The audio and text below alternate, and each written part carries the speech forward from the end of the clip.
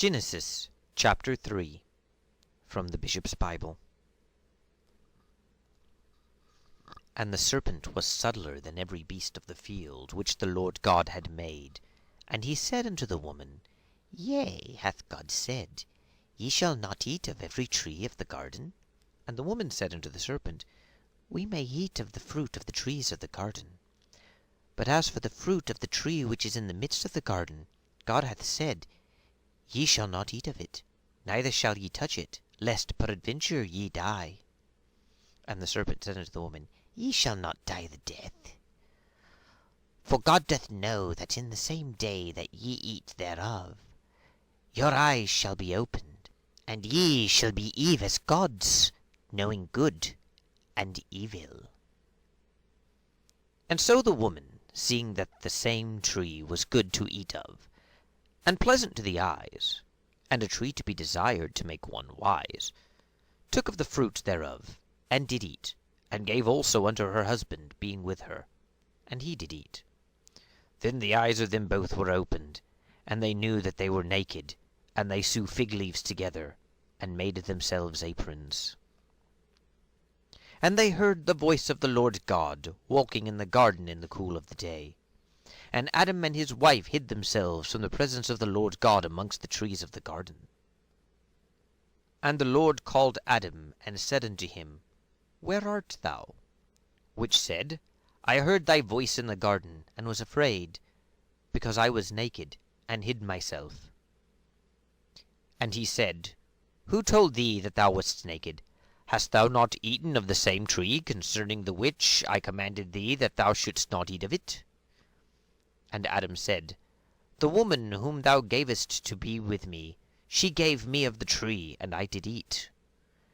And the Lord God said unto the woman, Why hast thou done this? And the woman said, The serpent beguiled me, and I did eat. And the Lord God said unto the serpent, Because thou hast done this, thou art cursed above all cattle, and above every beast of the field. Upon thy belly shalt thou go, and dust shalt thou eat all the days of thy life.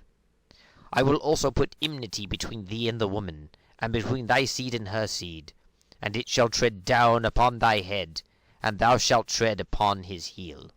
But unto the woman he said, I will very much multiply thy sorrow, and thy griefs of childbearing. In sorrow shalt thou bring forth children. Thy desire shall be to thy husband, and he shall have rule over thee. Unto Adam he said, Because thou hast hearkened unto the voice of thy wife, and hast eaten of the tree concerning the which I commanded thee, saying, Thou shalt not eat of it. Cursed is the ground for thy sake. In sorrow shalt thou eat of it all the days of thy life. Thorn also and thistle shall it bring forth to thee, and thou shalt eat of the herb of the field. In the sweat of thy face thou shalt eat thy bread, till thou be turned again into the ground, for out of it wast thou taken. For dust thou art, and into dust thou shalt be turned again. And Adam called his wife's name Eve, because she was the mother of all living. Unto Adam also and to his wife did the Lord God make garments of skins, and he put them on. And the Lord God said, Behold, the man is become as one of us, in knowing good and evil.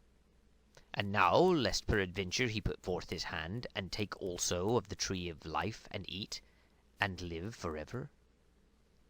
Therefore the Lord God sent him forth from the Garden of Eden, to work the ground whence he was taken. And so he drove out man. And at the east side of the Garden of Eden he set cherubims, and a fiery two-edged sword, to keep the way of the tree of life.